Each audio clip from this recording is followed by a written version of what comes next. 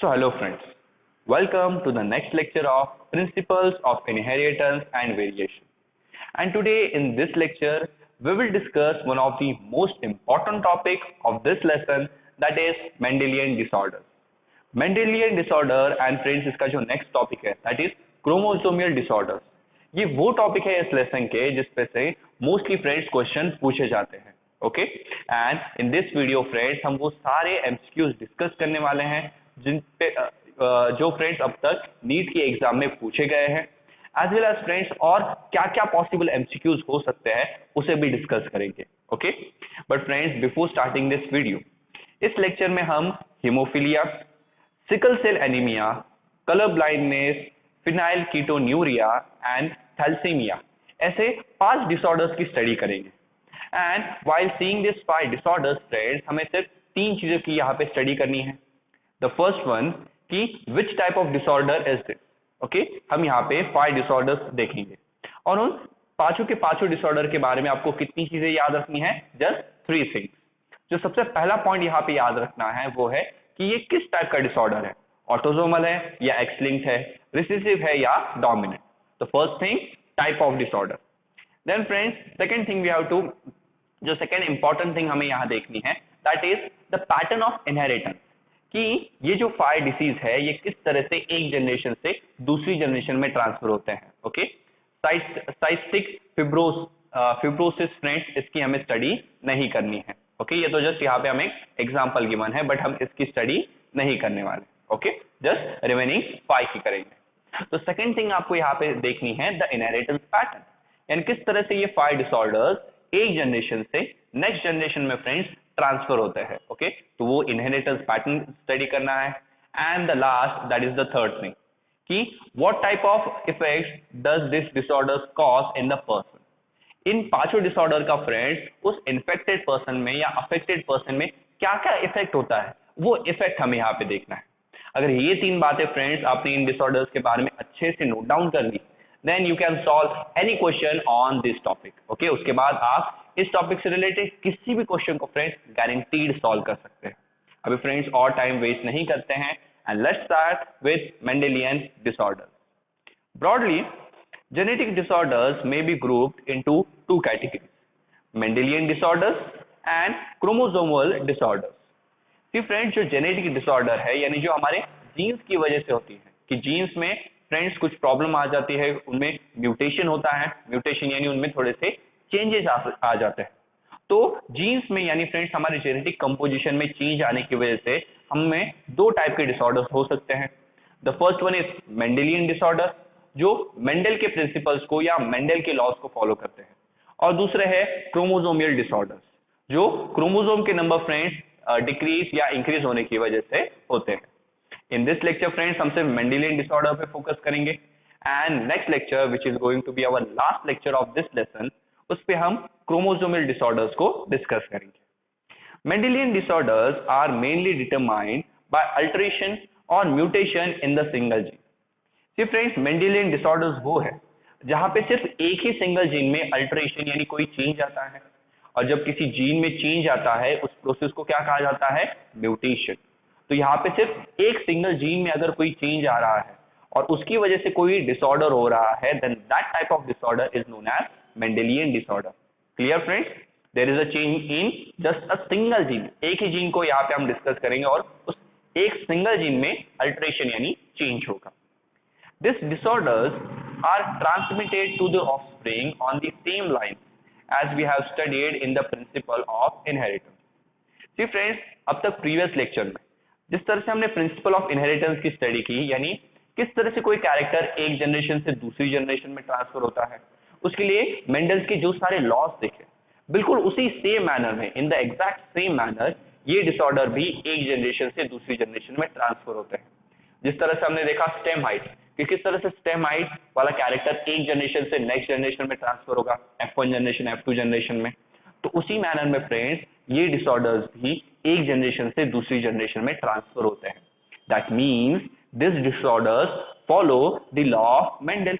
Okay, ये Mendel's के law को फॉलो करते हैं. यस, इसलिए इन्हें मेंडेलियन डिसऑर्डर कहा जाता है. Okay, The pattern of inheritance of such Mendelian disorders can be traced in the family by pedigree analysis.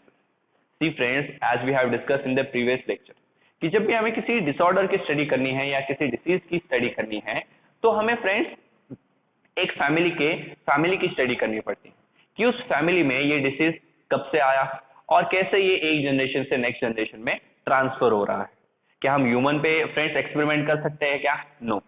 इसलिए हम वहां पे उनकी पूरी फैमिली की फ्रेंड्स स्टडी करते हैं और देखते हैं कि कैसे वो डिसीज या वो डिसऑर्डर एक जनरेशन से नेक्स्ट जनरेशन में, वहां से नेक्स्ट जनरेशन में ट्रांसफर हो रहा है। और इस एनालिसिस को क्या कहा जाता है? Pedigree analysis.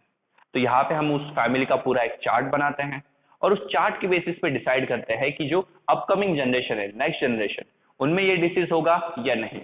अगर ये डिसऑर्डर फ्रेंड्स नेक्स्ट जनरेशन में नहीं होने देना है, तो उसके क्या क्या सॉल्यूशंस है, क्या क्या रेमेडीज है, ये हम डिस्कस करते हैं using pedigree analysis. And I hope so आपको प्रीवियस लेक्चर में पेडिग्री एनालिसिस एकदम क्लियर हो गया है। Most common and prevalent Mendelian disorders are haemophilia, cystic fibrosis, sickle cell anemia, color blindness, phenylketonuria and thalassemia. See friends, वैसे तो Mendelian disorders कई सारे हैं, बट जो सबसे इम्पोर्टेंट और जो आपको आपके आसपास फ्रेंड्स कॉमन लाइफ में ज्यादातर दिखेंगे, वो ये 6 टाइप के मेंडेलियन डिसऑर्डर्स हैं। और इन 6 में से हमें सिर्फ 5 डिसऑर्डर्स की स्टडी करनी है, लिविंग, साइटिक, फिब्रोसिस। ओके, इसे छोड़ के रिमेनिंग 5 की हम यहाँ पे स्टडी करेंगे। It is important to mention here that such Mendelian disorders may be dominant और रिसेसिव। सी फ्रेंड्स, ये मेंडेलियन डिसऑर्डर है, यानी मेंडल्स के लॉ को यहाँ पे, या मेंडल का जो मोनोहाइब्रिड क्रॉस था या डायाहाइब्रिड क्रॉस था, उस तरीके के पैटर्न यहाँ पे फॉलो होने वाले हैं। बट इसका मतलब ये नहीं कि मेंडेलियन डिसऑर्डर्स हमेशा रिसेसिव ही होंगे। यहाँ पे फ्रेंड्स मेंडेलियन डिसऑर्डर्स डोमिनेंट भी हो सकते हैं, रिसेसिव भी हो सकते हैं। ओके, तो याद रखो Mendelian disorder can be dominant, can be recessive. But हमें आज यहाँ पे फ्रेंड्स डोमिनेंट डिसऑर्डर्स की स्टडी नहीं करने हैं। हम यहाँ पे जितने भी डिसऑर्डर्स स्टडी करने वाले हैं, they all are going to be recessive. तो ये आपके लिए फ्रेंड्स काफी इंपॉर्टेंट बात है, because most of the time यहाँ पे क्वेश्चन पूछा जाता है कि ये सब किस टाइप के डिसऑर्डर्स हैं, तो दे ऑल आर रिसेसिव। तो जस्ट ये याद रखना है कि इस लेसन में किसी भी डोमिनेंट डिसऑर्डर्स के बारे में हमने स्टडी नहीं की है, जस्ट सारे के सारे जो डिसऑर्डर हमने स्टडी किए हैं वो रिसेसिव है। जस्ट एक डोमिनेंट डिसऑर्डर है जिसकी हमें स्टडी तो नहीं करनी, बट उसका नाम याद रखना है। ओके, वो कौन सा डिसऑर्डर है वो भी मैं आपको शो करूंगा। By pedigree analysis, one can easily understand whether the triad is question is dominant or recessive. ये तो फ्रेंड्स हमने प्रीवियस लेक्चर में ही देखा है कि सिंपली पेडिग्री एनालिसिस को, यानी पेडिग्री चार्ट को देख के ही बताया जा सकता है कि यहाँ पे हम जिस डिसऑर्डर की स्टडी कर रहे हैं वो डोमिनेंट है या रिसेसिव। डोमिनेंट होगा तो वो डिसऑर्डर हर एक जनरेशन में दिखाई देगा, और अगर रिसेसिव डिसऑर्डर होगा then there will be skipping of generation. Very good friends, यहाँ पे एक जनरेशन में वो डिसीज दिखेगा, दूसरे में नहीं। Similarly, the triad may also be linked to the sex chromosome as in the case of hemophilia. See friends, ये जो disorders है ये सेक्स क्रोमोसोम यानी X और Y क्रोमोसोम फ्रेंड्स हमारे X या Y क्रोमोसोम के साथ भी लिंक हो सकते हैं, जैसे haemophilia and colour blindness friends, ये दोनों सेक्स लिंक्ड डिसऑर्डर्स है, यानी ये हमारे X क्रोमोसोम के साथ लिंक्ड होते हैं। Okay, it is evident that the X-linked recessive triad show transmission from carrier female to male progeny. See friends, one of the most important lines जिस पे 2004 and 2012 में क्वेश्चन पूछा गया है कि जो X-linked recessive triad है, जैसे कि मैंने अभी बताया, हम जितने भी डिसऑर्डर्स सीखने वाले हैं वो रिसेसिव है, और उसमें से भी हीमोफीलिया एंड कलर ब्लाइंडनेस ये X-linked डिसऑर्डर है, या हम इसमें सेक्स लिंक्ड डिसऑर्डर्स भी बुलाते हैं। ओके, तो जो एक्स लिंक रिसेसिव डिसऑर्डर्स होते हैं या जो एक्स लिंक रिसेसिव ट्राइट यानी कैरेक्टर्स होते हैं, तो जनरली उनमें ऐसा देखा गया है कि वो फीमेल से यानी मदर से सन में ट्रांसफर होते हैं। कहाँ friends? Mother to son transfer होता है। ओके, तो ये एक पैटर्न आपको फ्रेंड्स एक्स लिंक में दिखाई देगा, इसे हमेशा याद रखो। ओके, मैंने फ्रेंड्स आपको पहले भी एक्सप्लेन किया है इन द प्रीवियस लेक्चर कि सेक्स लिंक डिसीज है या नहीं, ये कैसे आइडेंटिफाई किया जाता है, जब एक पैटर्न बनता है, mother to son disease transfer हो रहा है या फिर father to daughter disease transfer हो रहा है। तो इस तरह का पैटर्न अगर आपको दिखाई दे then that type of disorders are X linked. Okay, तो एक्स लिंक्ड रिसेसिव ट्रायड में हमेशा ये देखा गया है कि जो कैरियर फीमेल है, कैरियर फीमेल यानी मदर, जिसके पास उस डिसऑर्डर की एली है यानी जीन है, बट क्या फीमेल खुद अफेक्टेड है क्या? नहीं। ऑलवेज रिमेंबर दैट फ्रेंड्स कि कैरियर्स के पास जीन होती है, वो जीन को कैरी करते हैं, इसलिए उन्हें कैरियर कहा जाता है। उनमें डिसऑर्डर हो ही ऐसा जरूरी नहीं है। ओके, बट वो जो कैरी फ्रेंड्स वो जो जीन कैरी करती हैं वो अपनी नेक्स्ट जनरेशन में उस जीन को ट्रांसफर करती हैं, और मदर टू ये जीन कहा जाती है मेल में यानी कि सन प्रोजेनी में। ओके, और इसलिए फ्रेंड्स जो एक्स लिंक्ड रिसेसिव डिसऑर्डर्स है वो मेल्स में ही ज्यादा दिखाई देते हैं। Again one of the most important point for previous year question कि X linked disorders that is haemophilia and colour blindness ये ज्यादातर किस में दिखाई देंगे? आपको मेल्स में दिखाई देंगे। फीमेल्स में ऐसे डिसऑर्डर्स होने के chances friends 0 point something percent में है। ओके, यानी very very very less. Okay, representative pedigree is shown in the figure 5.14। See friends, अभी यहाँ पे हमें दो पेडिग्री चार्ट शो किए गए। अभी हमें यहाँ पे डिस्कस करना है कि ये दोनों ऑटोसोमल है या एक्स लिंक, देन डोमिनेंट है या फिर रिसेसिव। तो फ्रेंड्स ये तो हम आराम से बता सकते हैं, जैसे किसी year the first pedigree analysis और द फर्स्ट चार्ट। तो यहाँ पे अगर आप एनालिसिस करें तो सबसे पहले हमें क्या देखना है कि ये डोमिनेंट है या रिसेसिव। उसके लिए ट्रिक क्या है friends? Check whether the affected individuals are present in each generation और नॉट। ये चेक करो कि जो अफेक्टेड पर्सन है क्या वो हर एक जनरेशन में प्रेजेंट है? तो है। फर्स्ट जनरेशन यस उनमें अफेक्टेड है। ये आ गई सेकंड जनरेशन, उनमें भी अफेक्टेड है। सेकंड जनरेशन से ये प्रोड्यूस हुई थर्ड जनरेशन, वहां पे भी अफेक्टेड पर्सन प्रेजेंट है। तो जब हर एक जनरेशन में फ्रेंड्स अफेक्टेड पर्सन प्रेजेंट होता है देन इट इज डोमिनेंट। तो ये तो समझ में आ गया, यहाँ पे जो डिसऑर्डर हम स्टडी कर रहे हैं वो डोमिनेंट है। देन फ्रेंड्स अब चेक करना है कि डोमिनेंट में ये ऑटोसोमल डोमिनेंट है या फिर एक्स लिंक डोमिनेंट। तो वो भी इजी है। चेक करो पैटर्न बन रहा है क्या? पैटर्न यानी मदर टू डिसीसिव सन में ट्रांसफर होना चाहिए, डॉटर में ट्रांसफर होना नहीं चाहिए, बट यहाँ पे तो ऐसा नहीं है। मदर इन्फेक्टेड है और मदर से फ्रेंड्स डिसीज सन में और डॉटर दोनों में ट्रांसफर हो रहा है। दैट मीन्स कोई पैटर्न नहीं बन रहा। That means this disease is autosomal dominant, जो कि आप यहाँ पे देख ही सकते हो।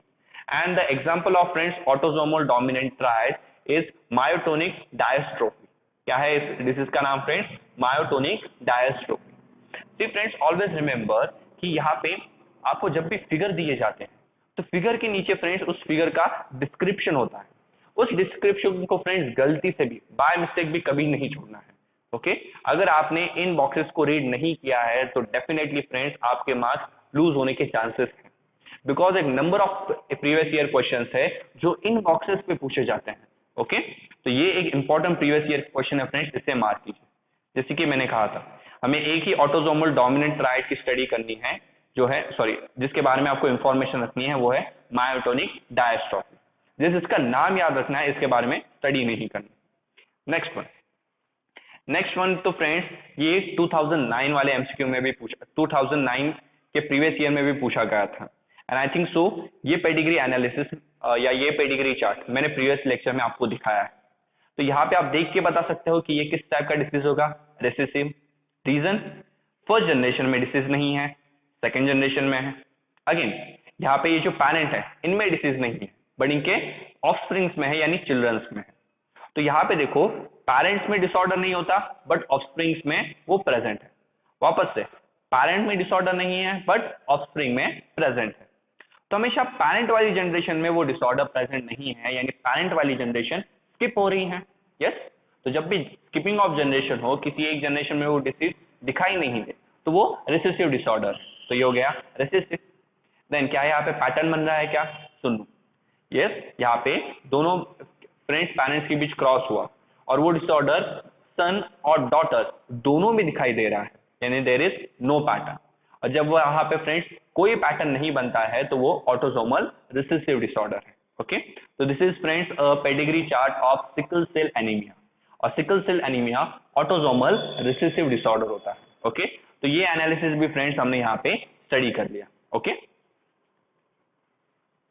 नाउ फ्रेंड्स अब बात करते हैं कलर ब्लाइंडनेस की। अब तक हमने मेंडेलियन डिसऑर्डर को डिटेल उसका एक बेसिक इंट्रोडक्शन देख लिया।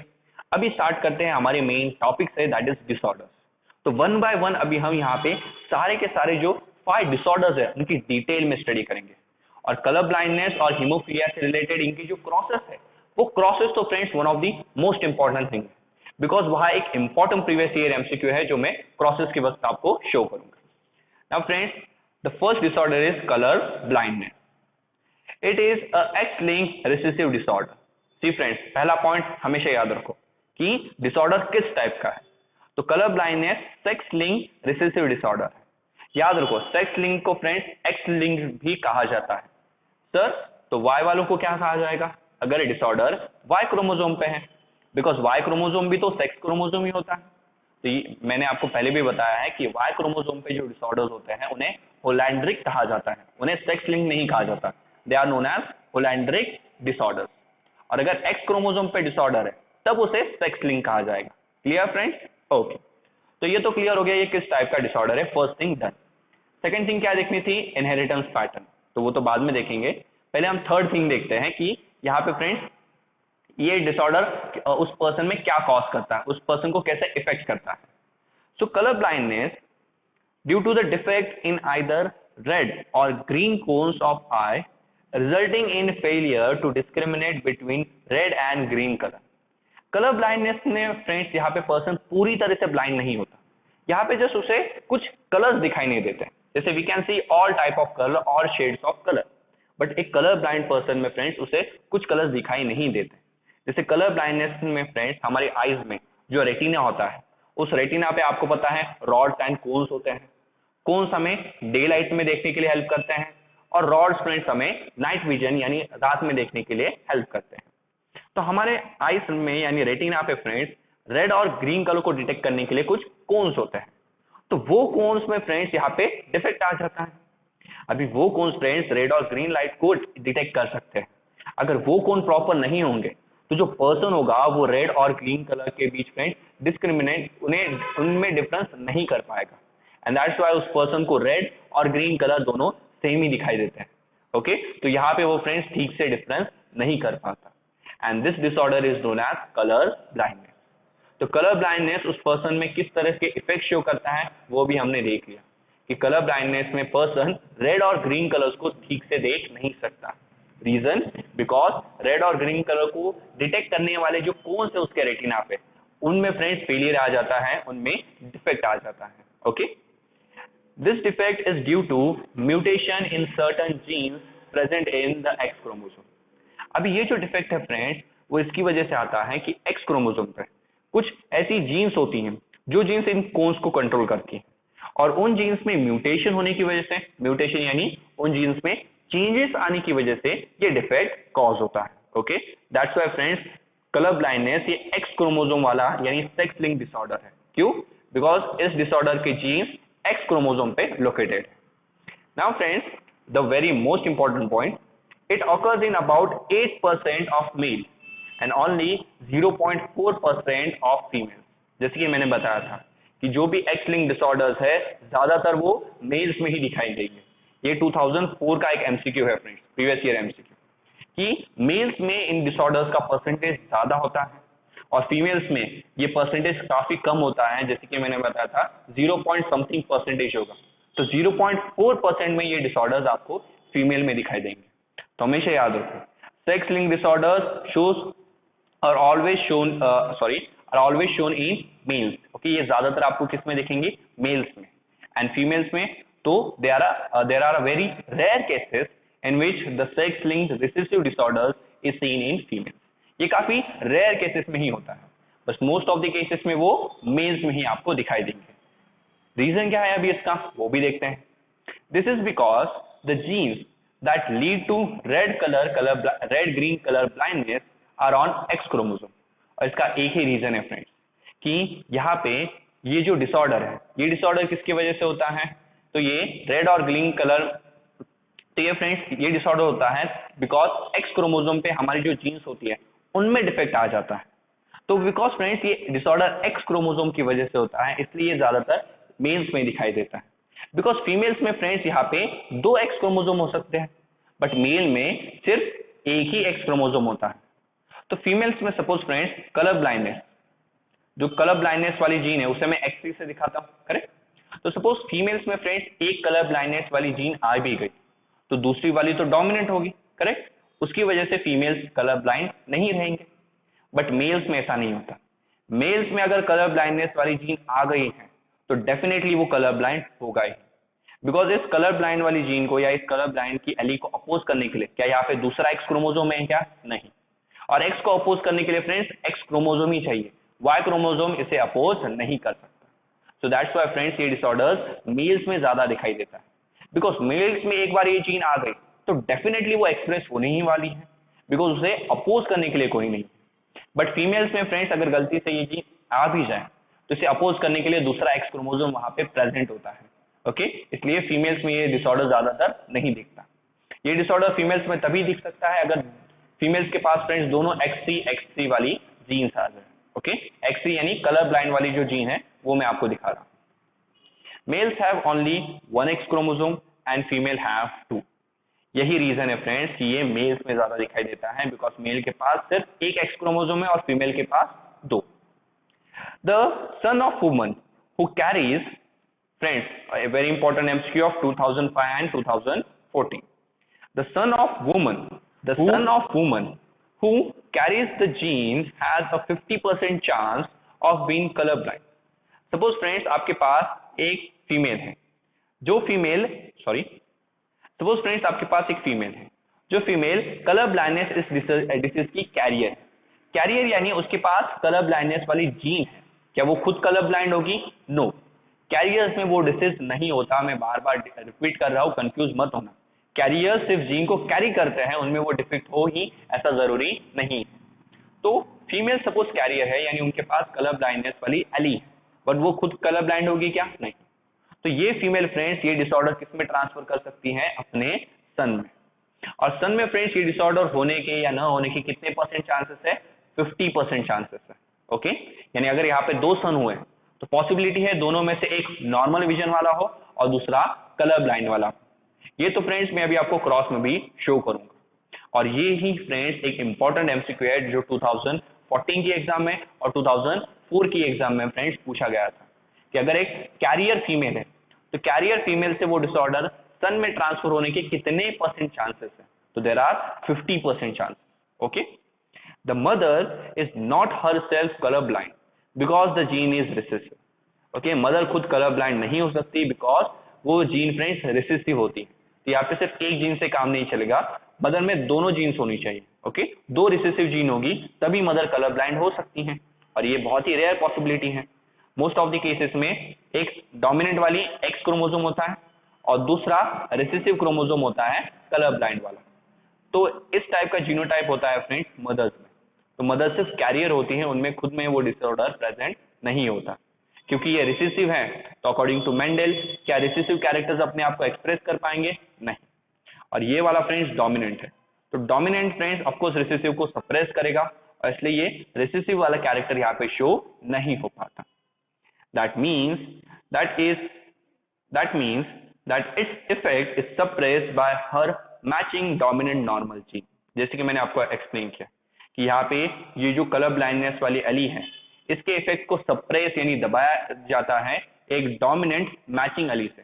तो ये एक्स, इसकी मैचिंग एली भी एक्स ही होगी, बट ये वाली डोमिनेंट है तो ये नॉर्मल है, ओके। इसकी वजह से फ्रेंड्स उस पर्सन में कोई डिसीज नहीं होता और ये वाली डोमिनेंट भी है, इसलिए ये इसके इफेक्ट को सप्रेस कर देती है यानी दबा देती है और सिर्फ इसका ही इफेक्ट फ्रेंड्स उस पर्सन में शो होता है।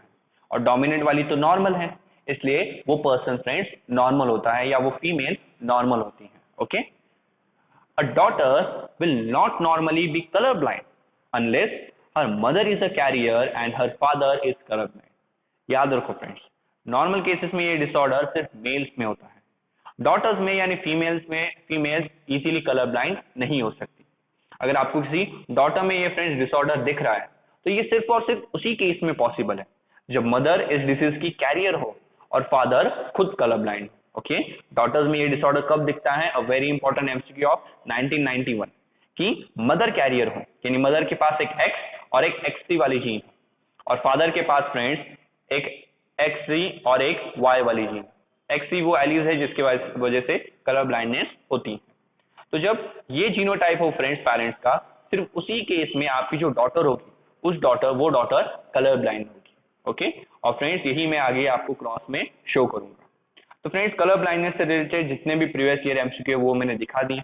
अभी कुछ एमसीक्यूज इसके क्रॉस से रिलेटेड है, तो वो क्रॉस भी अभी मैं यहाँ पे आपको शो करता हूँ। So friends let me show you the cross for colour blindness. अभी मैं कलर ब्लाइंडनेस का एक क्रॉस दिखाता हूँ, बिकॉज फ्रेंड्स जब तक आपको ये समझ में नहीं आएगा कि कलर ब्लाइंडनेस का क्रॉस कैसे किया जाता है, तो क्रॉस से रिलेटेड जो क्वेश्चन है वो आपसे सॉल्व नहीं होंगे। तो इसका एक क्रॉस देखते हैं। Now see friends, as we know that ये जो कलर ब्लाइंडनेस है, ये कलर ब्लाइंडनेस एक एक्स लिंक डिसऑर्डर, यानी ये फ्रेंड्स एक्स क्रोमोसोम की वजह से होता है एंड विद दैट ये एक रिसेसिव डिसऑर्डर है। ओके, तो जो कलर ब्लाइंडनेस वाली जीन है, क्या हम उसे XC से रिप्रेजेंट कर सकते हैं? यस, क्योंकि ये रिसेसिव है तो यहाँ पे मैं स्मॉल c शो कर रहा हूँ।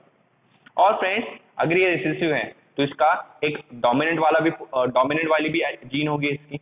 तो जो डोमिनेंट वाली जीन है उसे हम कैपिटल XC से शो करते हैं। डोमिनेंट वाली जीन फ्रेंड्स नॉर्मल है, इसकी वजह से कलर ब्लाइंडनेस नहीं होगा। कलर ब्लाइंडनेस किसकी वजह से हो सकता है? X स्मॉल c की वजह से। ओके, ये वो जीन है जो कलर ब्लाइंडनेस वाला डिसऑर्डर अपने साथ कैरी करती है। तो यहाँ पे फ्रेंड्स हमारी दो एलीज या दो जीन्स आ गए। अभी जब दो एलीज होती हैं तो उनकी वजह से कितने कॉम्बिनेशन पॉसिबल हैं वो देखते हैं। मेल्स में फ्रेंड्स यहाँ पे दो ही कॉम्बिनेशन पॉसिबल है।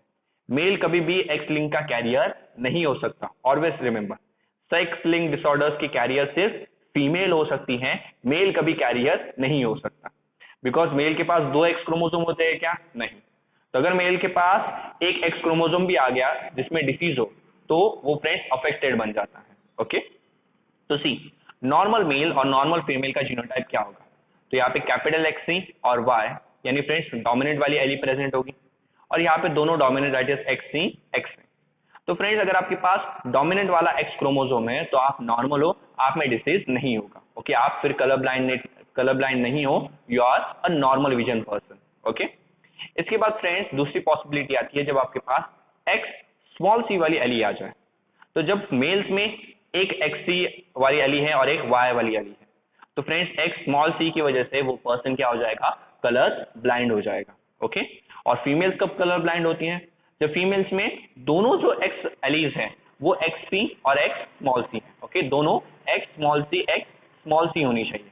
उसी केस में फ्रेंड्स फीमेल्स कलर ब्लाइंड होती है एंड ये वाला कॉम्बिनेशन फ्रेंड्स काफी रेयर है। ओके, इसलिए फीमेल्स में ज्यादातर ये डिसऑर्डर दिखाई नहीं देता। फीमेल्स में friends most of the female carriers होती है।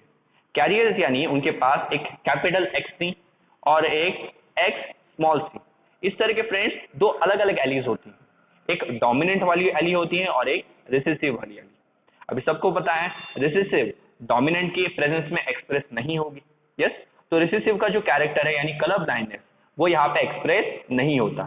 डोमिनेंट फ्रेंड्स अपना कैरेक्टर, डोमिनेंट का कैरेक्टर क्या है? Normal vision. यस, यानी सारे कलर्स दिखाई देना।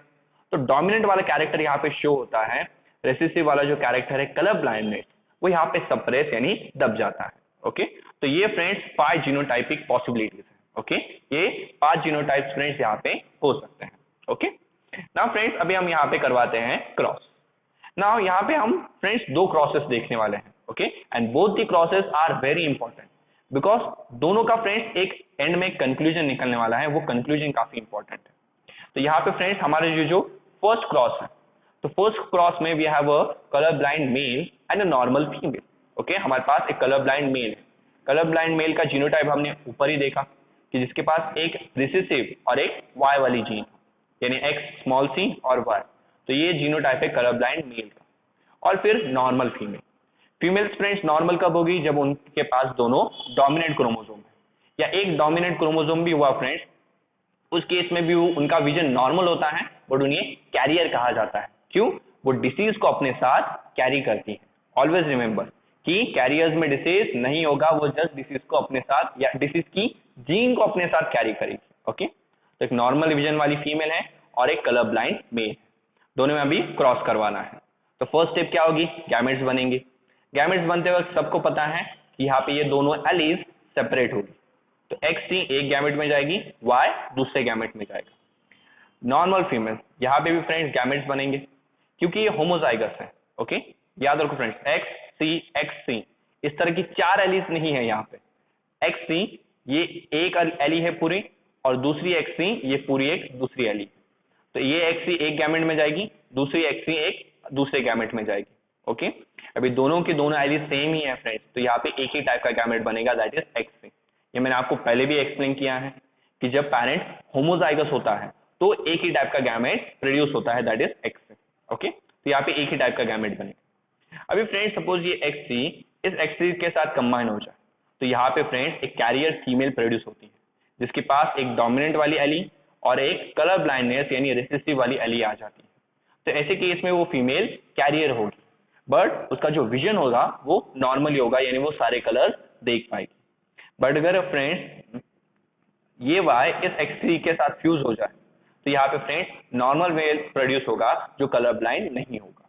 यानी फ्रेंड्स अगर एक कलर ब्लाइंड मेल एक नॉर्मल फीमेल के साथ उसका क्रॉस होता है उसका, या उनकी मैरिज होती है, तो यहाँ पे जो ऑफस्प्रिंग प्रोड्यूस होते हैं वो दोनों के दोनों ऑफस्प्रिंग कलर ब्लाइंड नहीं होते।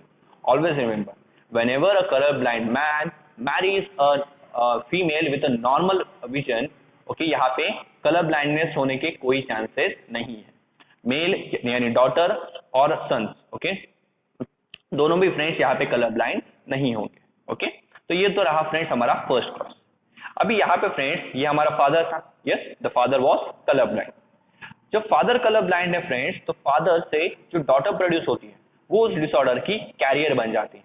जैसे कि मैंने बताया था, यहाँ पे पैटर्न रहेगा कि फादर से डिसऑर्डर डॉटर में ट्रांसफर होगा, यस, तो डॉटर यहाँ पे कैरियर बन गई। अभी ये जो डॉटर है फ्रेंड्स, हम इसका क्रॉस करवाएंगे। तो डॉटर का क्रॉस करवा के फ्रेंड्स ऑफकोर्स यहाँ पे सन, ऑफकोर्स यहाँ पे चाइल्ड प्रोड्यूस होंगे, यस। सपोज एक सन प्रोड्यूस हुआ, तो इस सन को आप क्या बुलाओगे? इस फादर का ये ग्रैंड सन होगा, करेक्ट, ये ग्रैंड फादर है ना, फादर डॉटर, और डॉटर का ये सन है, यस।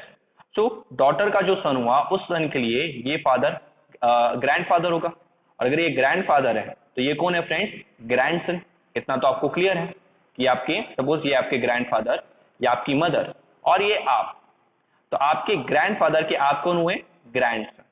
ये बात फ्रेंड्स यहाँ पे मैं क्यों एक्सप्लेन कर रहा हूँ ये भी आपको आगे जाके समझ में आ जाएगा, बिकॉज ये एक इंपॉर्टेंट पॉइंट है। अभी हम यहाँ पे ये जो कैरियर फीमेल प्रोड्यूस हुई है इसका क्रॉस करने वाले हैं, और कैरियर फीमेल में फ्रेंड्स सबसे इंपॉर्टेंट सिर्फ सन की प्रोजेनी है, आपको उसी पे ध्यान देना है। ये हमारा ग्रैंड सन है इस फादर का, ये हमारा ग्रैंड सन है इस फादर का। ये लाइन बार बार इसलिए रिपीट कर रहा हूँ friends because it is very very important. Okay, तो यहाँ पे हमारी वो डॉटर आ गई जो कैरियर थी। अभी इसका क्रॉस हम करने वाले हैं फ्रेंड्स एक नॉर्मल मेल के साथ। Okay, so when a carrier female marries a normal male, तब फ्रेंड्स क्या क्या पॉसिबिलिटी हो सकती है वो देखते हैं, बिकॉज एग्जाम में इस टाइप के क्वेश्चन फ्रेंड्स जरूर पूछे जाते हैं कि अगर एक कैरियर फीमेल एक नॉर्मल मेल के साथ मैरिज करे तो फ्रेंड्स क्या क्या पॉसिबिलिटी आएगी। तो सबसे पहले फ्रेंड्स उन दोनों की जीनोटाइप लिख लीजिए। नॉर्मल मेल कब हो सकता है? जब उसके पास एक डोमिनेंट एक्स और एक वाई वाली जीन। और कैरियर फीमेल कब होती है? जब उसके पास एक डोमिनेंट एक्स एंड एक रिसेसिव एक्स स्मॉल सी इस वाला जीनोटाइप होता है।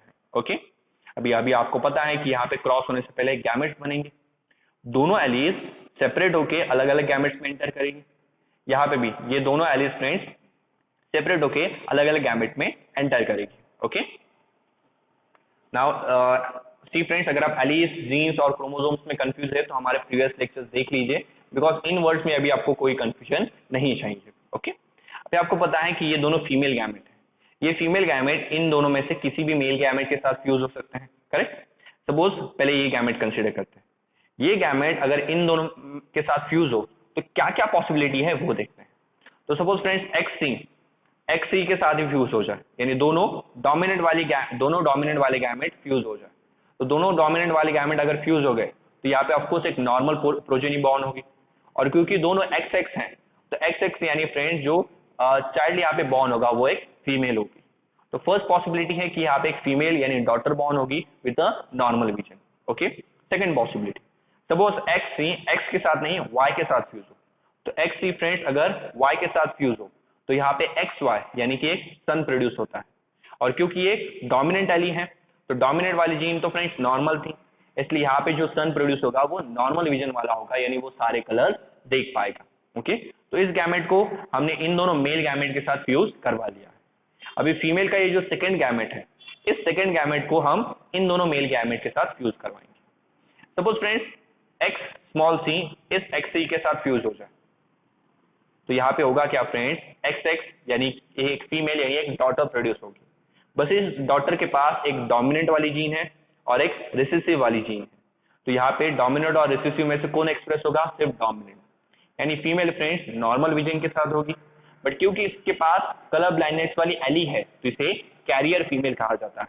ओके, यानी यहाँ पे फ्रेंड्स दो डॉटर्स प्रोड्यूस होती हैं और दो डॉटर में से एक डॉटर कैरियर होगी और एक डॉटर फ्रेंड्स नॉर्मल होगी। ओके, ये आपको याद रखना है कि जितनी डॉटर्स प्रोड्यूस हुई, कितनी डॉटर्स प्रोड्यूस हुई, 2, और 2 में से फ्रेंड्स हाफ यानी कि 1 यानी 50% डॉटर्स कैरियर होती हैं। ये हमेशा याद रखो कि whenever carrier female marries a normal man 50% of the daughters are carrier, कि जितनी भी डॉटर्स प्रोड्यूस होंगी उनमें से हाफ, तो 2 डॉटर्स प्रोड्यूस हुई, 2 का हाफ क्या है फ्रेंड्स, 1, तो एक डॉटर कैरियर बनी, एक डॉटर नॉर्मल बनी। देन लास्ट पॉसिबिलिटी कि एक्स स्मॉल सी अगर फ्रेंड्स वाई के साथ फ्यूज हो, तो एक्स स्मॉल सी यानी फ्रेंड्स अगर कलर ब्लाइंडनेस वाली एक भी एली सन्स में आ जाती है तो वो सन फ्रेंड्स हमेशा कलर ब्लाइंड ही होगा। तो यहाँ पे जो मेल यानी जो सन प्रोड्यूस होता है वो उस केस में कलर ब्लाइंड होगा। तो सी फ्रेंड्स कितने मेल प्रोड्यूस हुए, 2 का हाफ यानी 2 का 50% कितना होगा, एक सन, तो यहाँ पे फ्रेंड्स एक सन कलर ब्लाइंड है।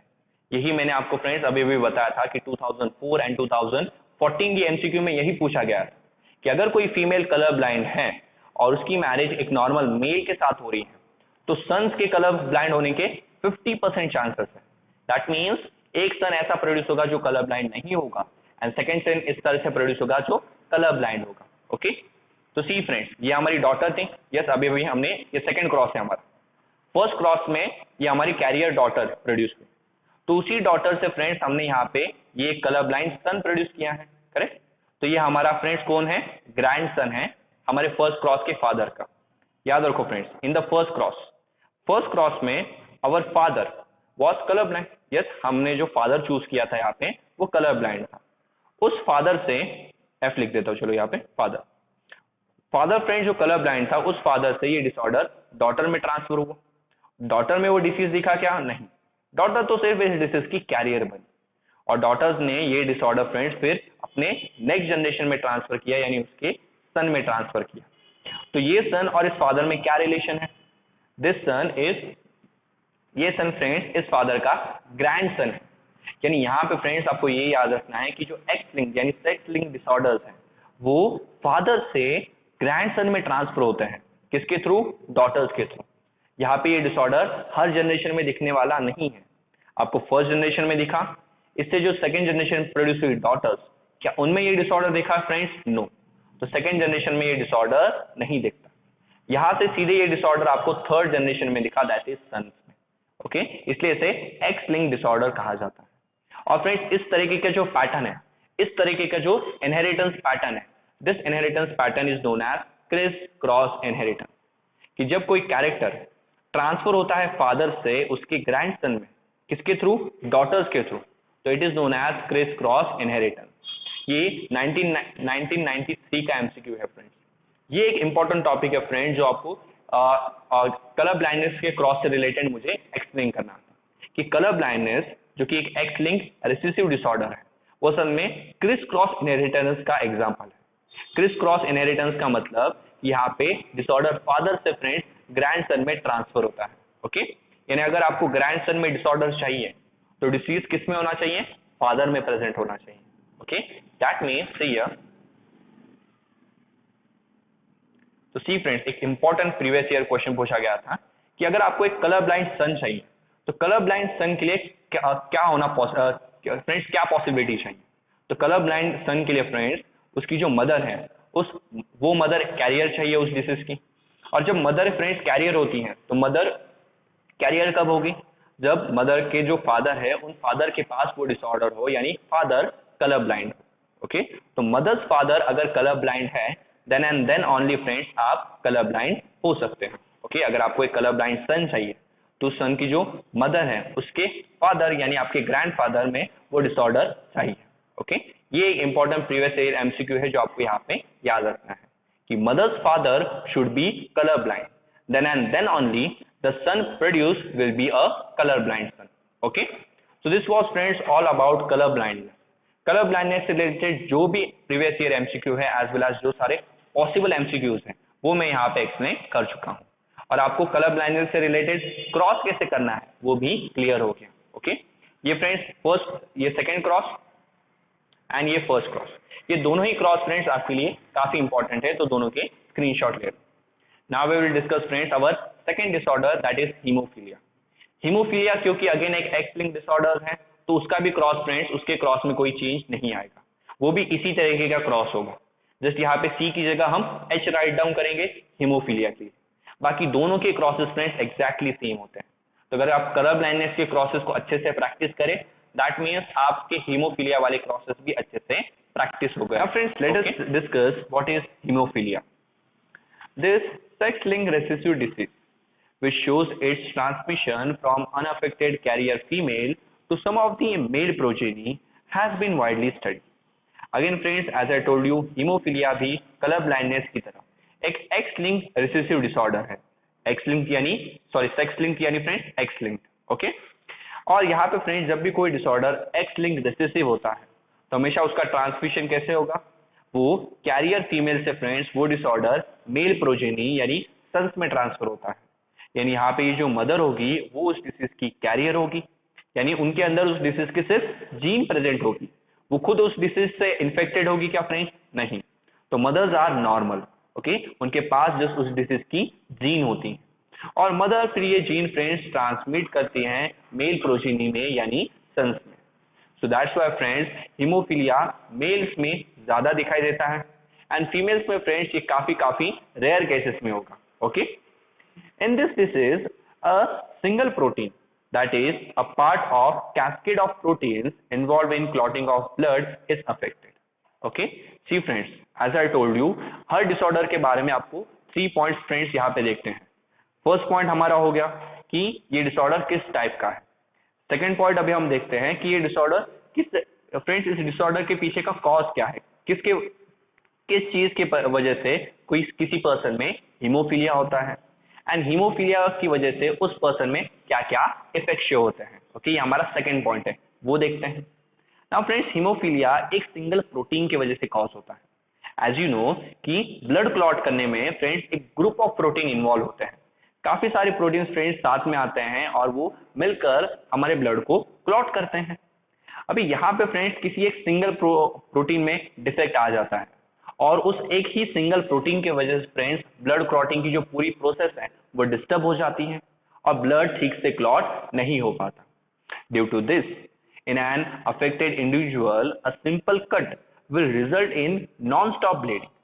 अभी फ्रेंड्स इसी सिंगल प्रोटीन की वजह से क्या होता है कि अगर कोई पर्सन हीमोफीलिया से अफेक्टेड है तो अगर उसकी बॉडी पे छोटा सा एक स्मॉल कट भी हो जाए, देन फ्रेंड्स उसकी वजह से नॉन स्टॉप ब्लीडिंग होगी, यानी ब्लड फ्लो वहां पे फ्रेंड्स स्टॉप नहीं होगा, ब्लड अपने आप क्लॉट होने वाला नहीं है।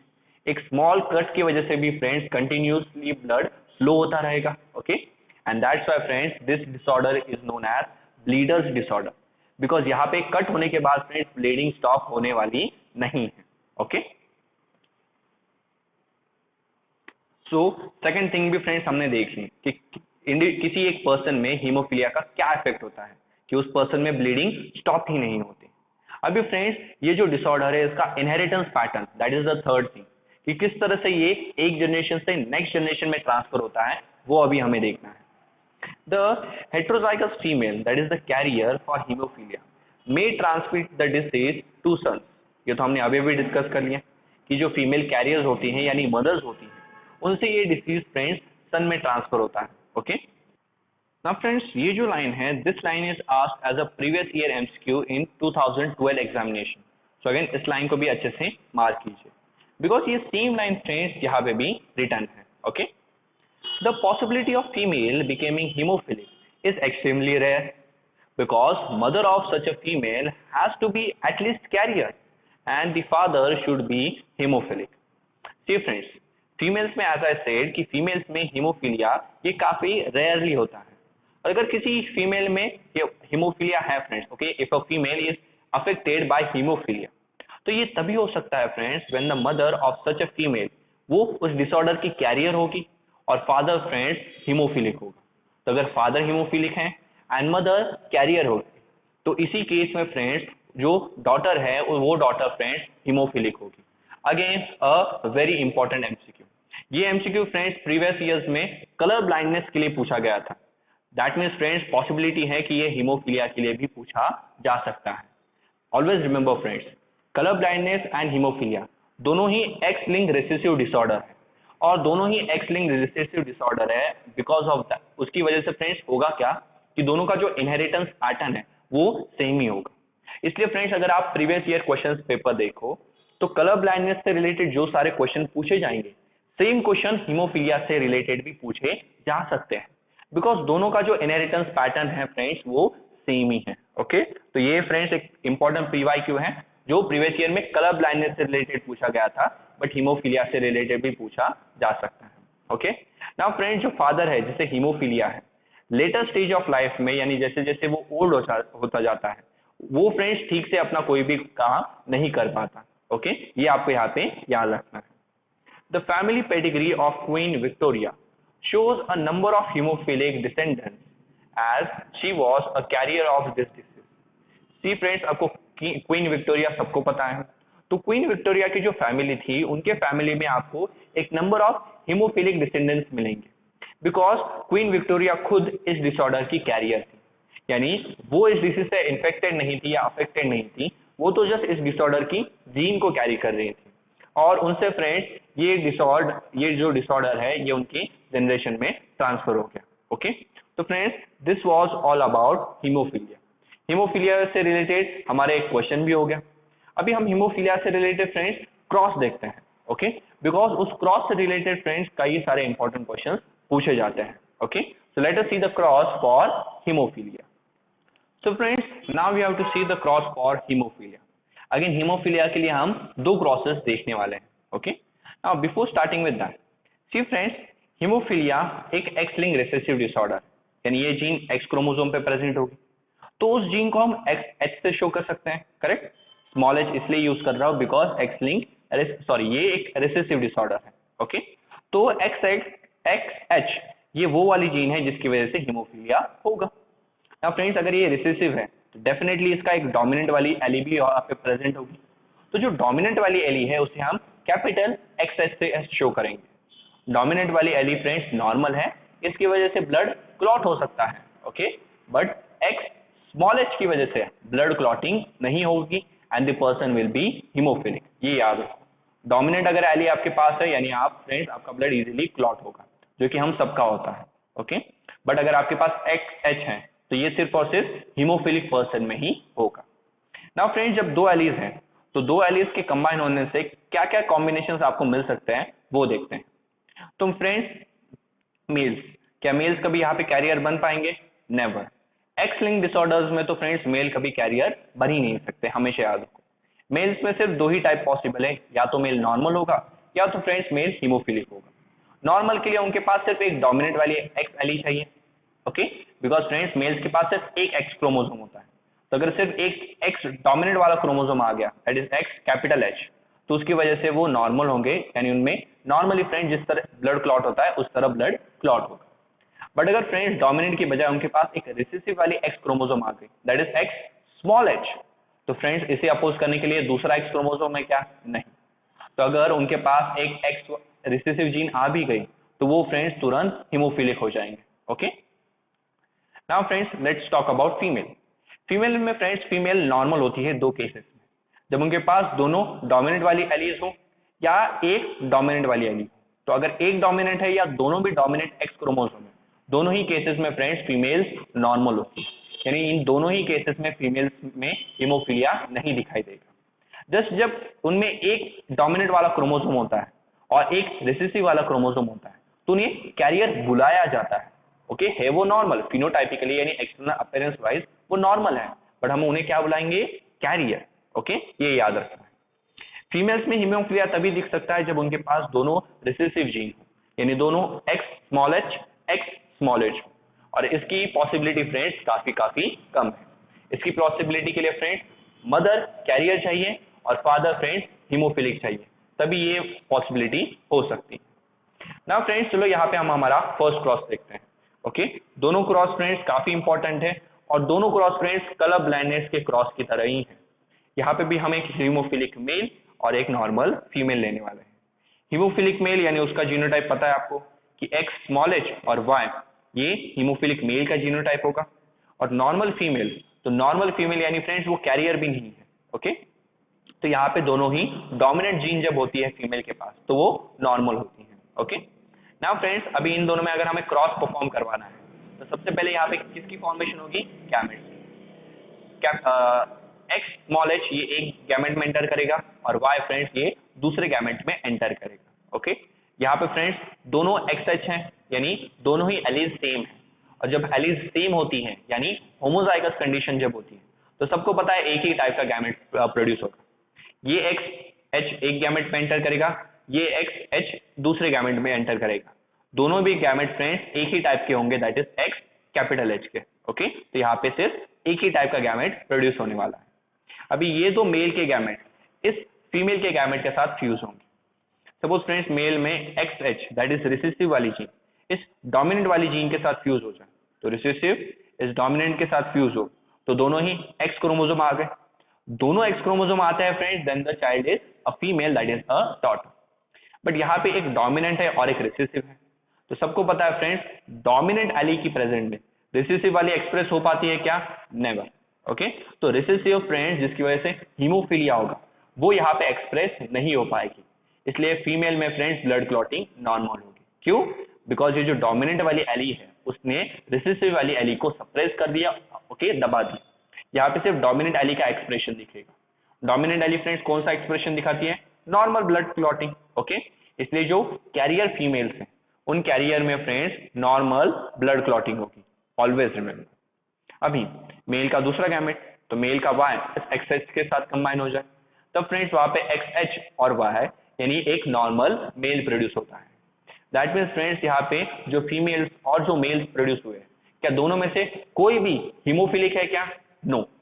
That means whenever there is a cross of haemophilic male and normal female, उनके फ्रेंड्स जो प्रोजेनी होती है सन और डॉटर वो दोनों भी हीमोफिलिक नहीं होते। जस्ट यहाँ पे जो डॉटर्स प्रोड्यूस होगी वो कैरियर होगी, वो खुद हीमोफिलिक होगी क्या? नहीं। So always remember whenever there is a cross between a haemophilic male and normal female, a very important point, कोई भी प्रोजेनी हीमोफिलिक नहीं होगी। एंड सेकेंड थिंग जो इस क्रॉस के बारे में याद रखनी है, all the daughters will be carrier. A very important point friends, colour blindness से रिलेटेड और हीमोफिलिया से रिलेटेड कि अगर मेल अफेक्टेड है और फीमेल नॉर्मल है, ओके, जैसे कि इस केस में, तो यहाँ पे जो भी डॉटर्स प्रोड्यूस होती है सारी की सारी डॉटर कैरियर होगी। All daughters will be carrier, a very important point for the MCQ। Okay, तो ये तो फ्रेंड्स क्लियर हो गया। अभी friends in this cross our father was affected through haemophilia, father affected था। फादर से फ्रेंड्स ये डिसऑर्डर ट्रांसफर हुआ डॉटर में, बट डॉटर अफेक्टेड हुई क्या? नहीं, डॉटर बन गई कैरियर। अभी डॉटर से फ्रेंड्स ये डिसऑर्डर किस में जाने वाला है? तो सबको पता है कि एक्स लिंक डिसऑर्डर्स डॉटर्स से सन्स में जाता है, यानी फीमेल से उनके सन में ट्रांसफर होगा। और ये सन और इस फादर के बीच क्या रिलेशन होगा? तो इस फादर का ये ग्रैंड सन है। तो आपको यहाँ पे फ्रेंड्स अभी हम इस कैरियर फीमेल का क्रॉस करवाने वाले हैं, तो इस कैरियर फीमेल से जो सन प्रोड्यूस होगा, ओके, जो इस फादर का ग्रैंड सन होगा, ओके, डेफिनेटली उस ग्रैंड सन पे आपको फोकस करना है। बिकॉज यहाँ पे आप देखोगे कि ये जो हीमोफिलिया है ये फादर से सीधा डॉटर में नहीं गया, ये डॉटर के सन में यानी फादर से सीधा ग्रैंड सन में ये डिसऑर्डर एंटर करता है, that is Chris cross inheritance. Okay, so haemophilia is also an example of Chris cross inheritance. ये आपको सेकेंड क्रॉस से समझ में आएगा। तो सेकेंड क्रॉस में इस डॉटर का क्रॉस करवाते हैं एक नॉर्मल मेल के साथ। तो ये आ गया हमारे फ्रेंड्स डॉटर जो एक कैरियर फीमेल थी, उसका क्रॉस एक नॉर्मल मेल के साथ होने वाला है। कैरियर है इसलिए एक डोमिनेंट और एक रिसेसिव वाली जीन प्रेजेंट होगी, दैट इज XH और एक XH। नॉर्मल मेल में एक डोमिनेंट XH होगा और एक Y होगा। ओके, जब इन दोनों में क्रॉस होगा तो सबसे पहले गैमेट्स बनेंगे। क्योंकि यहाँ पे दोनों एक्स क्रोमोसोम अलग है, तो दोनों फ्रेंड्स अलग अलग गैमेट्स में एंटर करेंगे। यहाँ पे भी दो अलग अलग क्रोमोसोम है, तो वो अगेन दो अलग अलग गैमेट्स में एंटर करेंगे। तो यहाँ पे फ्रेंड्स गैमेट्स तो बन गए। अब क्या होगा, तो फीमेल के ये दोनों गैमेट इन दोनों में से किसी के साथ भी फ्यूज हो सकते हैं, करेक्ट। जैसे सपोज हम इसे कंसीडर करते हैं, ये डोमिनेंट, तो ये जो डोमिनेंट वाला एक्स क्रोमोसोम है, सपोज ये वापस से एक डोमिनेंट वाले एक्स क्रोमोसोम के साथ फ्यूज हो, तो अगर ये दोनों फ्रेंड्स फ्यूज हो गए, तो ये दोनों जब फ्यूज होंगे, जब फ्रेंड्स ये दोनों फ्यूज होंगे तो कैपिटल एक्स एच, यानी फ्रेंड्स दोनों एक्स क्रोमोसोम आ गए, तो यहाँ पे फीमेल यानी एक डॉटर प्रोड्यूस होगी, क्योंकि यहाँ पे दोनों डोमिनेंट एलीज हैं। तो दैट्स व्हाई फ्रेंड्स ये जो फीमेल प्रोड्यूस होगी ये नॉर्मल होगी। ओके, देन सपोज ये एक्स एच यहाँ पे इस दूसरे मेल गैमेट वाई के साथ फ्यूज हो जाए, तो जब एक्स एच वाई के साथ फ्यूज हो जाए एक्स वाई, डेफिनेटली वहां पे मेल यानी सन प्रोड्यूस होगा, क्योंकि यहाँ पे फ्रेंड्स डोमिनेंट वाला एक्स क्रोमोसोम प्रेजेंट है। तो डोमिनेंट वाला एक्स क्रोमोसोम की वजह से जो सन प्रोड्यूस होगा वो कैसा होगा फ्रेंड्स, नॉर्मल सन होगा। Okay, always remember. तो अब तक तो फ्रेंड्स इस डोमिनेंट की वजह से normal female and normal male ही प्रोड्यूस हुआ है। सबसे इंटरेस्टिंग बात है इस सेकेंड गैमेट के साथ, कि जब एक्स स्मॉल एच वाला गैमेट इन दोनों मेल गैमेट्स के साथ फ्यूज हो तब क्या होगा। तो suppose small x H capital X H के साथ फ्यूज हो, तो फ्रेंड्स ये पॉसिबिलिटी बनती है कि एक कैपिटल एक्स एच और एक स्मॉल एक्स एच, यानी यहाँ पे फ्रेंड्स दोनों एक्स क्रोमोसोम की वजह से फीमेल यानी डॉटर प्रोड्यूस होगी, बट उसके पास एक डोमिनेंट वाली जीन होगी और एक रिसेसिव वाली जीन होगी, और जिसकी वजह से फ्रेंड्स वो फीमेल क्या बन जाएगी, अ कैरियर। ओके, यानी उसमें ब्लड क्लॉटिंग तो नॉर्मल होगी, जस्ट उसके पास उस डिसऑर्डर की जीन होगी। और फिर जब एक्स एच वाई के साथ फ्यूज हो तो एक्स वाई यानी कि एक सन प्रोड्यूस होगा, और क्योंकि उसके पास एक रिसेसिव यानी एक्स स्मॉल एच वाली जीन आ गई, तो इसकी वजह से तो फ्रेंड्स उसमें हीमोफीलिया कॉज होगा।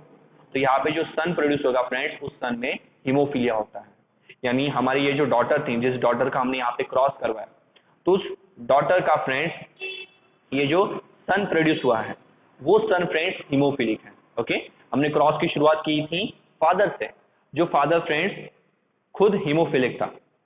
The father was itself haemophilic. Father से डिसऑर्डर डॉटर में ट्रांसफर हुआ, बट डॉटर में फ्रेंड्स नॉर्मल ब्लड क्लॉटिंग हुई, डॉटर उस डिसीज की कैरियर बनी, तो डॉटर में वो डिसीज दिखाई नहीं दिया।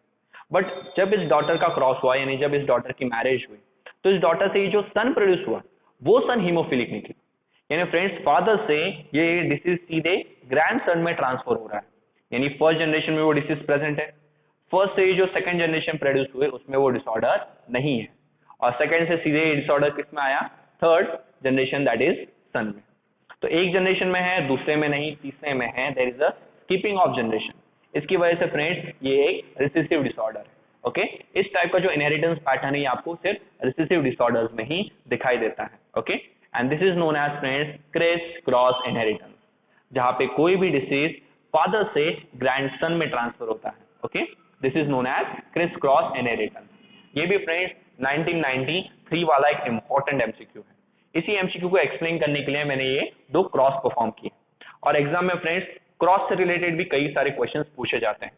सो इसके बाद हीमोफीलिया से रिलेटेड कोई भी क्रॉस हो तो आप डेफिनेटली उसे इजीली सॉल्व कर पाओगे।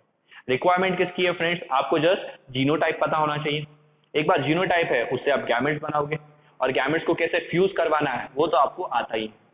और हीमोफीलिया के केस में फ्रेंड्स क्या क्या जीनोटाइप हो सकते हैं, वो सारे के सारे पॉसिबल जीनोटाइप्स में यहाँ पे आपको ऑलरेडी बता चुका हूँ। ओके, सो इसके बाद फ्रेंड्स हीमोफीलिया से रिलेटेड किसी भी क्वेश्चन को सॉल्व करने के लिए आपको कोई प्रॉब्लम नहीं होगी।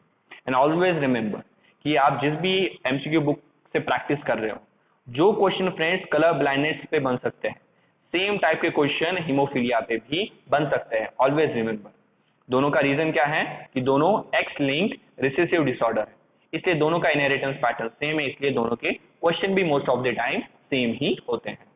सो this how friends we have completed with the X linked recessive disorders. अभी नेक्स्ट लेक्चर में फ्रेंड्स हमें ऑटोसोमल रिसेसिव डिसऑर्डर्स के 3 एग्जांपल्स देखते हैं। Okay, so thank you very much.